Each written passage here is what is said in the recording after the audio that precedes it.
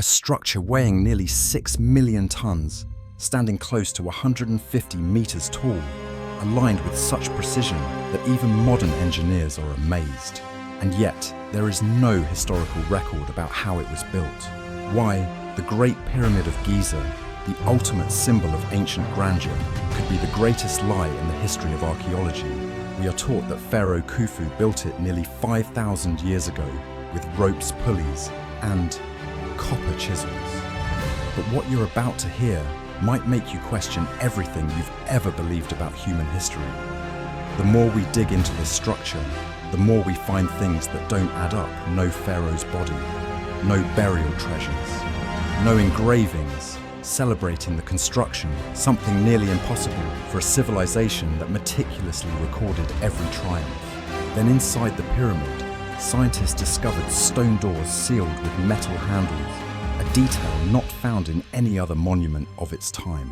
A vast, empty chamber hidden above the Grand Gallery, discovered using the most advanced muon technology, is still off limits. Every time someone gets close to the truth, a door slams shut. All efforts to reach deeper are blocked by a closed system where only a select few decide who can dig deeper and who will be silenced. Is there something too significant being buried?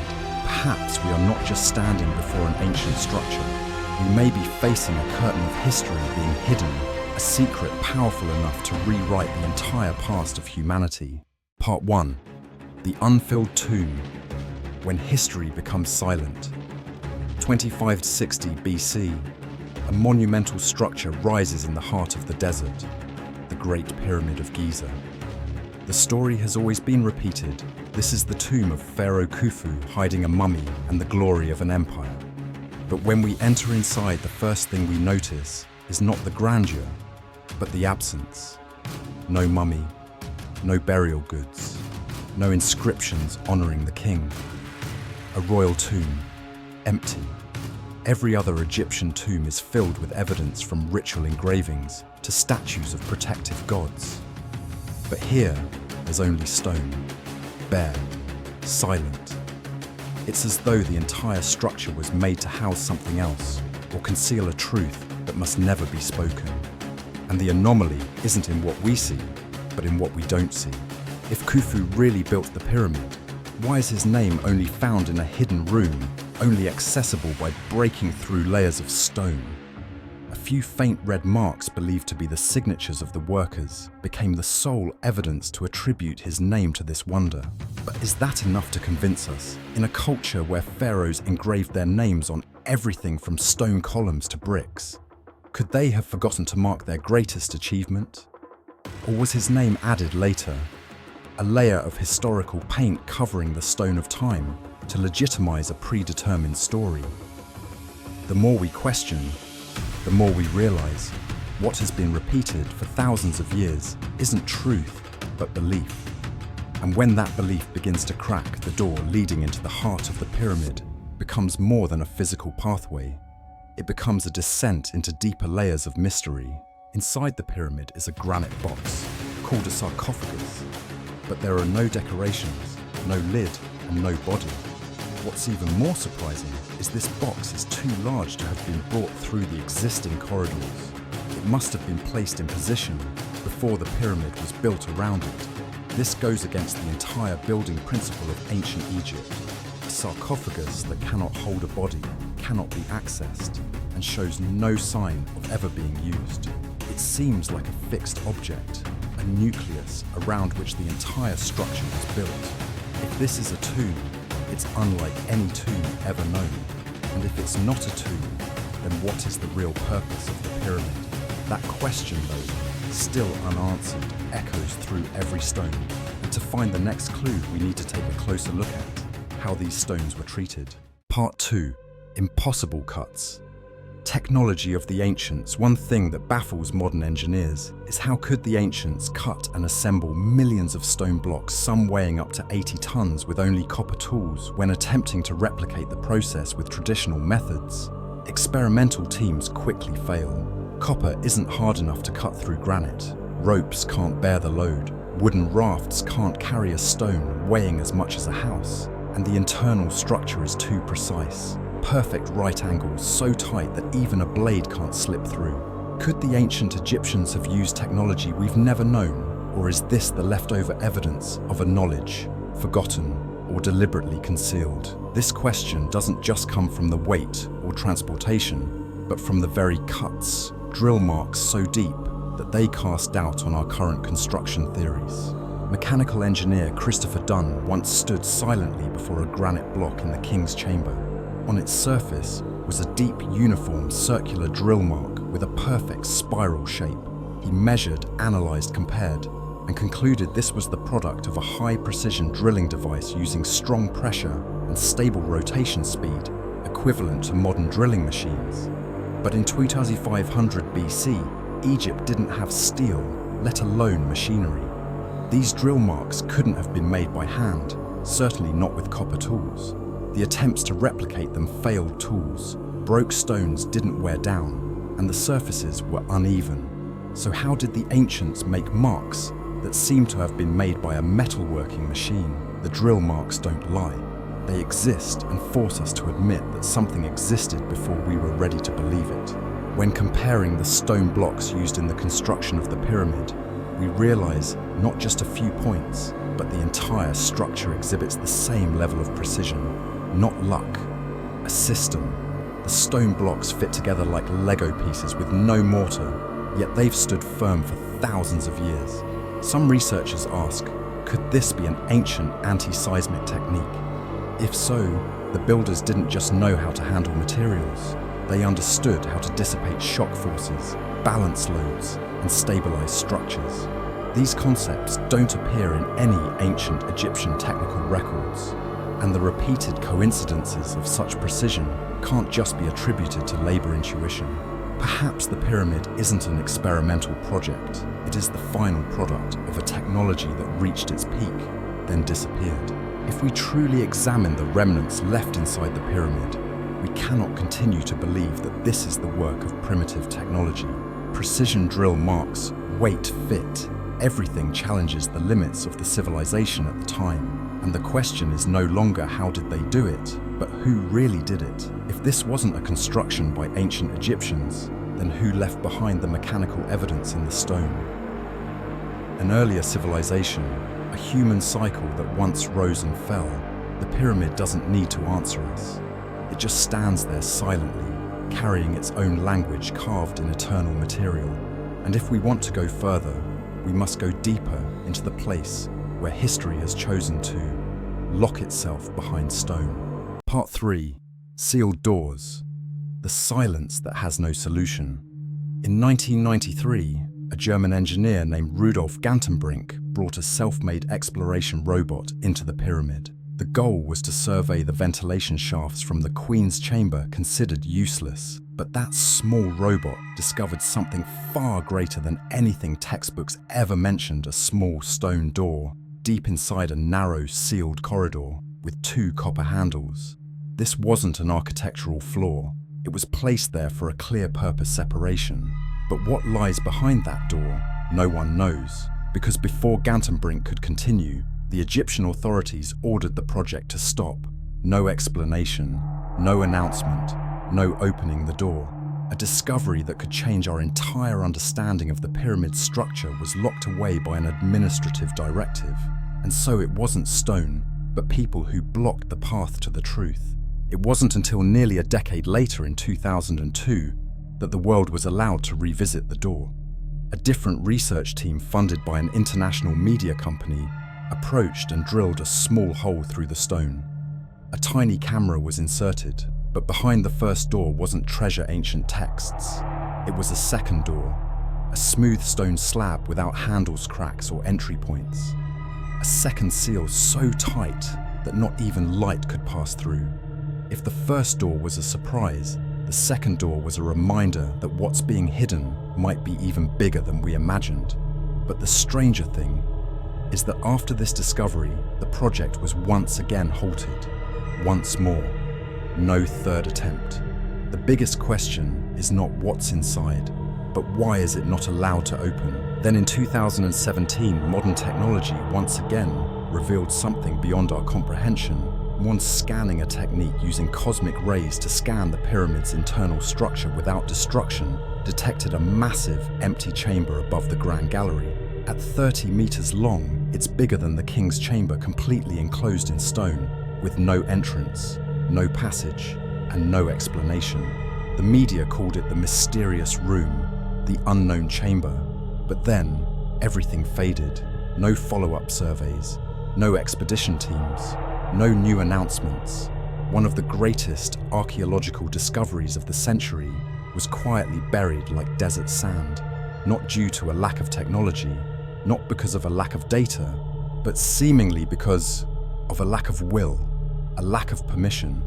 And we are left wondering what is being hidden between these stones, so that even a modern civilization remains blocked from its secrets. The dead ends, the sealed rooms, the doors that won't open, all point to the pyramid as a structure with a high purpose, so far more complex than just an empty stone mass. Some researchers call it encoded architecture, where information isn't written in text, but in space. Every room is a question, every corridor a path of knowledge. But instead of decoding it, we've chosen to lock it up. Maybe to avoid destruction, maybe to preserve it, but maybe because there's something that must be kept behind that thick stone layer, not for us, but for someone else. Something that, if revealed, could shake the very foundation of what we consider truth. And as the barriers persist from Gantenbrink to Muon scans, we can't simply call it coincidence. The door isn't just physical, it's a symbol for a knowledge that's been sealed shut, not just by stone, but by the fear of rewriting history.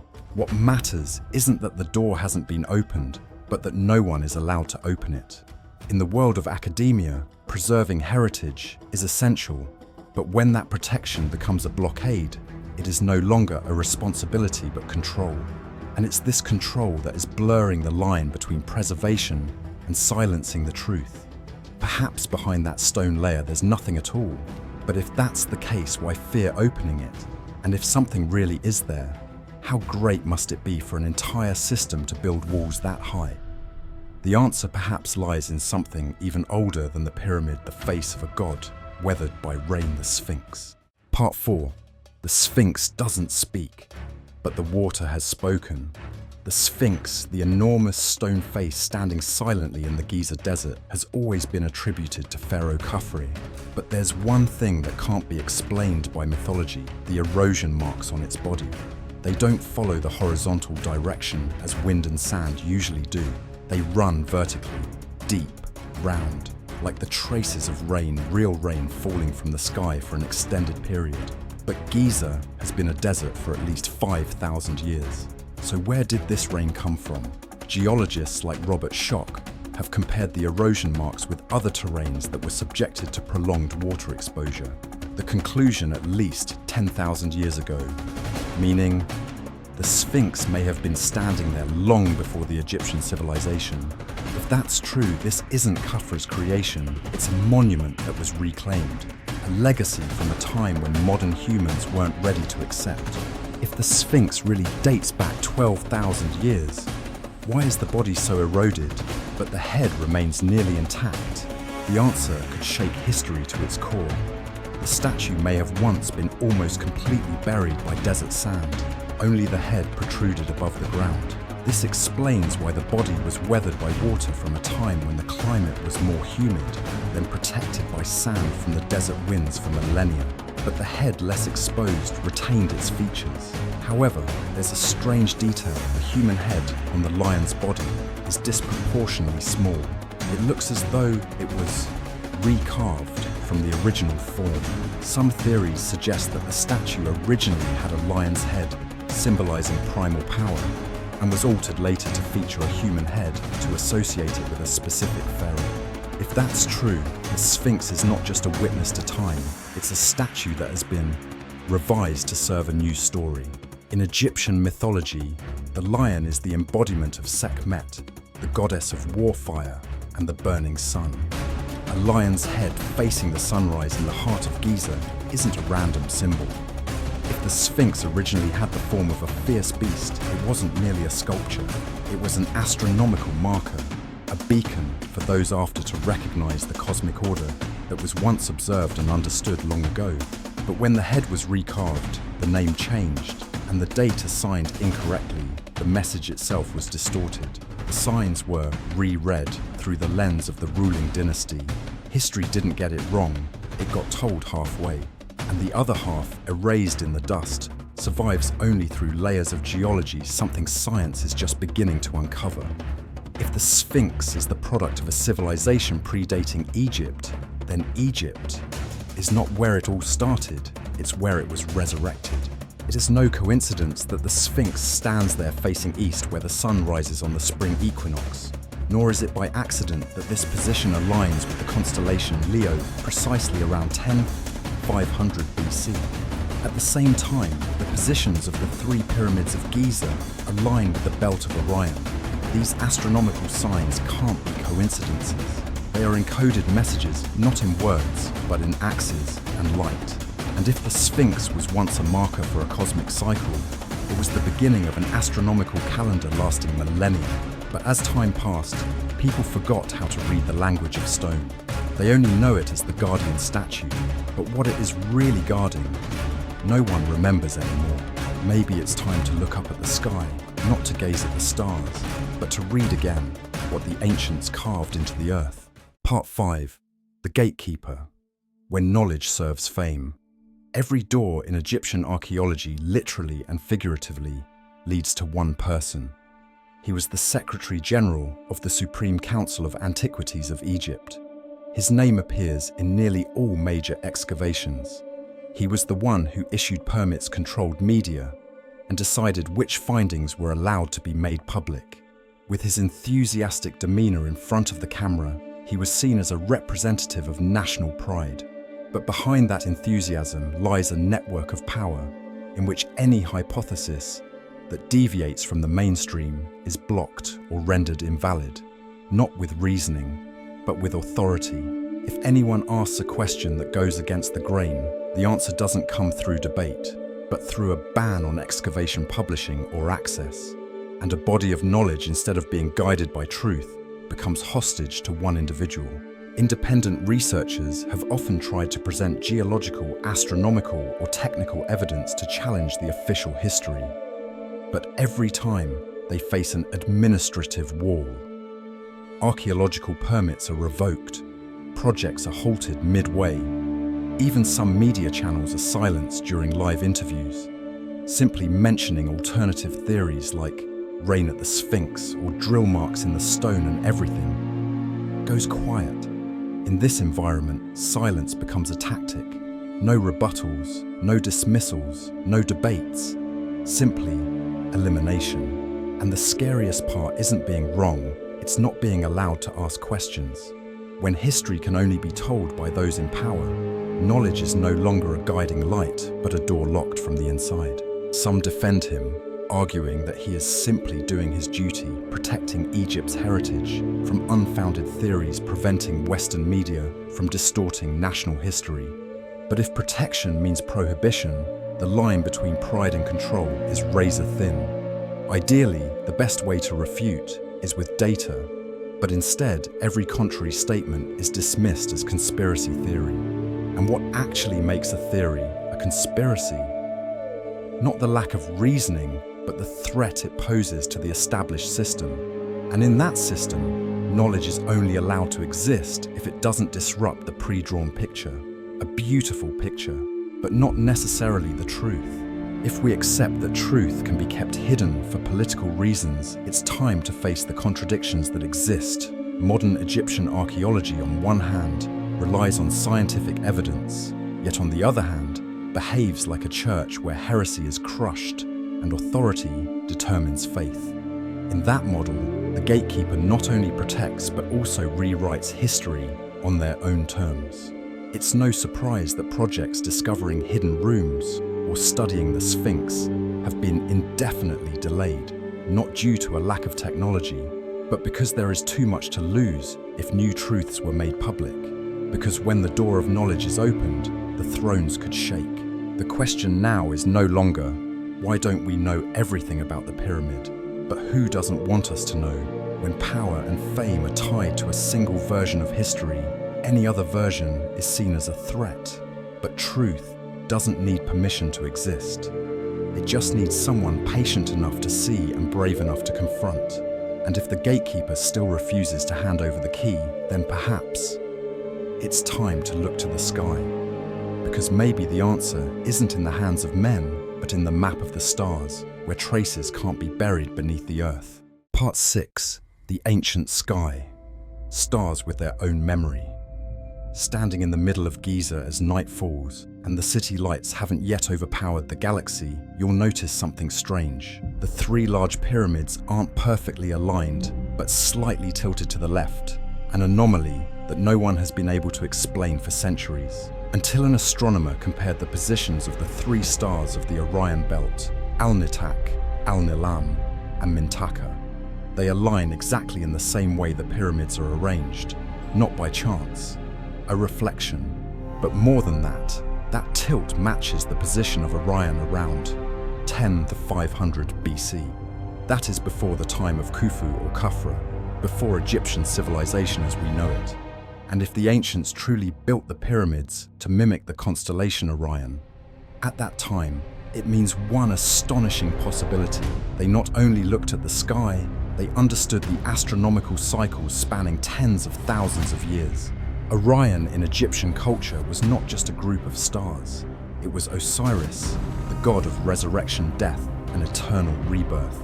The pyramid in this view is not just a tomb, it's a machine that sends the king's soul back to the stars. The ventilation shafts in the king's and queen's chambers are designed to point directly to Orion and the North Star like soul-launching tubes.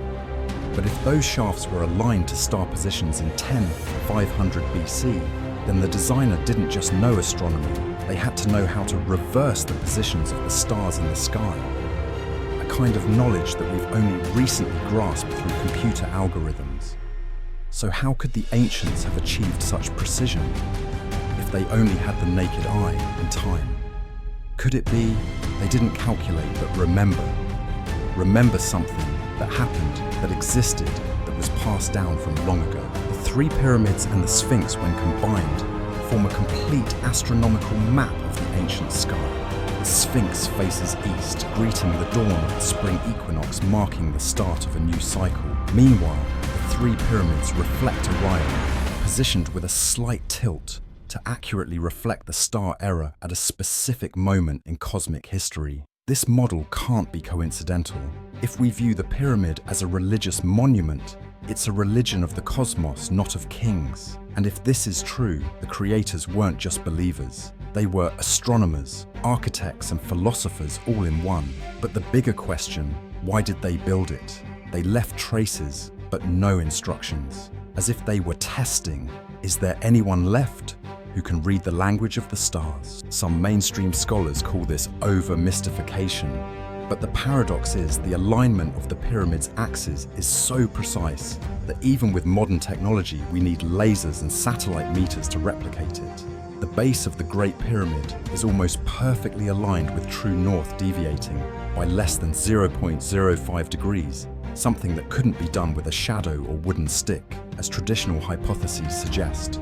The question is no longer, how did they do it, but why did they need to be so precise? If this was just a tomb, would such precision be necessary?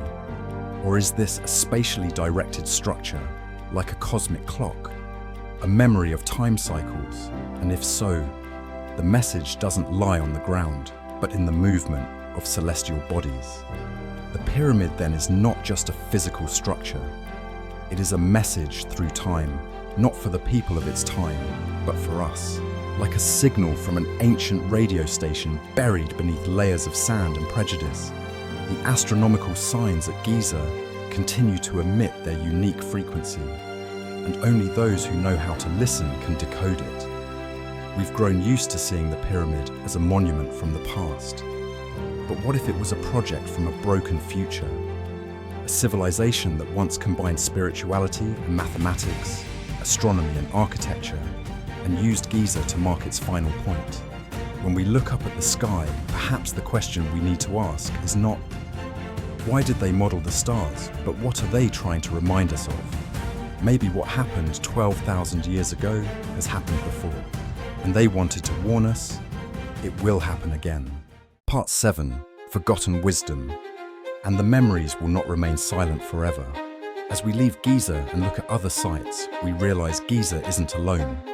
At Serapeum, an underground stone labyrinth near ancient Memphis, black granite boxes weighing up to 100 tons are placed in rock chambers with incredible precision. No carvings, no mummies, no inscriptions. The familiar question arises who made them, and why each stone block is so large that it couldn't have been moved through the narrow corridors we see today. This means they must have been placed first, and then the structure was built around them, just like the stone box in the king's chamber. All of these suggest the same rule. An anonymous intelligence created things beyond the capabilities of humans at that time. No explanations, no annotations, just stone and thick silence. In Turkey, Göbekli Tepe, a deliberately buried stone temple, was excavated and dated back nearly 12,000 years. It has organized the architecture stone pillars carved with animals and human figures, and a clear ceremonial center all predating agriculture. This breaks the traditional progression of from hunting to settlement, then building in textbooks. And if a group of people had the ability to build temples in the post-Ice Age period, it's highly likely they also left similar traces in Egypt, or once existed under a different name that history erased. Slowly, each brick is being removed from the wall of time, not to destroy history, but to decode what remains of it. There is an increasingly convincing hypothesis an advanced civilization once existed before Egypt, Sumer, and even India. They didn't just build, they passed it down, not through education, but through images, symbols, structures, and star axes. They knew that after them there would be oblivion, so they carved it into stone.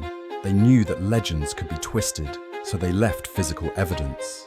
And when we are patient enough to connect the dots, the picture that emerges isn't a repetition of a civilization, but the afterglow of an intellect never acknowledged. An intellect that lost its name, but not its voice. And perhaps what is knocking on the walls of academia today isn't rebellion, but memory. We may not know who they were, but they were here, in every perfectly cut stone, in every astronomical axis that aligns with the star cycles, in every room that has yet to be opened. They didn't leave a will, they left questions. And if we still know how to ask questions, then that wisdom hasn't been lost.